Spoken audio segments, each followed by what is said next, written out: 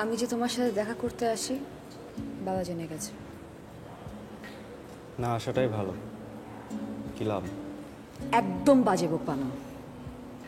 বাজে বলছি না, সত্যি বলছি। আবার বলো এসব। আচ্ছা তুমি কি সত্যি সেকেন্ড হ্যান্ড ফোনের বিজনেস করতে?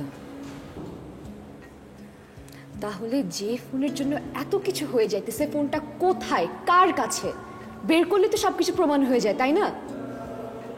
নাও তো হতে পারে। কেন? জানি না, ওই ফোন থেকে যদি কেউ ক্রাইম কল করে থাকে সেটা তো আমার ঘরে এসে পড়বে, তাই না? তবুও একটা বাচ্চা তো ধরেই দেখা যায়, তাই না? জানি না, আমার সব কিছুতেই খুব ভয় লাগতেছে।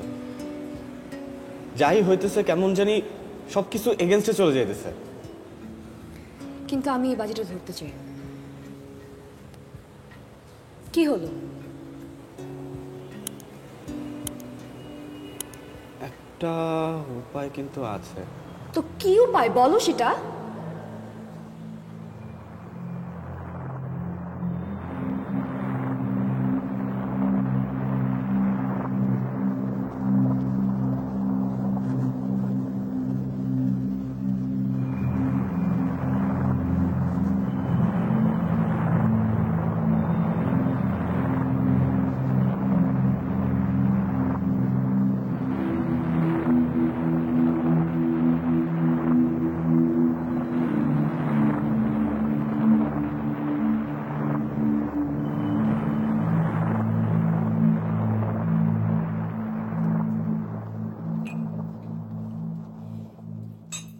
বৌমা কোথায় যাচ্ছ?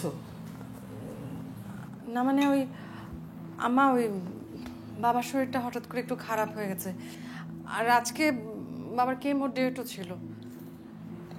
আমি ভাবছিলাম পিঠা বানাবো। পিঠা? আজকে আবার হঠাৎ পিঠা কেন আম্মা? পিঠা কেন মানে? পিঠা খাওয়ার জন্য। আজকালকে তোমরা এই পিঠা ভুলেই গেছো। আর আমাদের গ্রামে পিঠাপুলির উৎসব হয়, আমরা এগুলা দেখি। আর তোমরা শহরে বড় হইছো, পিঠা টিঠা এগুলা কিছুই জানো না, বুঝো না। আম্মা আজকে থাক, আজকে বাবার শরীরটা একটু বেশি খারাপ। আরে কয়টা পিঠা বানাই নিয়ে গেলে তোমার বাবাও তো খাইতে পারতো। আরে বেচারা মরেই না বাসে। আম্মা আপনি বানায় রাখেন, আমি পরে অন্য সময় নিয়ে যাবো। নেক্সট শুনানিতেই যেন আমরা রায়টা পেয়ে যাই। কোনো কাজে তাড়াহুড়া করা ঠিক না। এই যে গতকালকে যে ব্যাপারটা আমাদের পক্ষে এসেছে, এটা কিন্তু খুব ভালো লক্ষণ। এখন খুব ঠান্ডা মাথায় বুদ্ধি করে কাজ করতে হবে। আর কত ঠান্ডা মাথায় কাজ করব? এভাবে করতে থাকলে দেখা যাবে যে কয়দিন পরে পরিস্থিতি ঠান্ডা হয়ে গেছে। কোন পরিস্থিতি?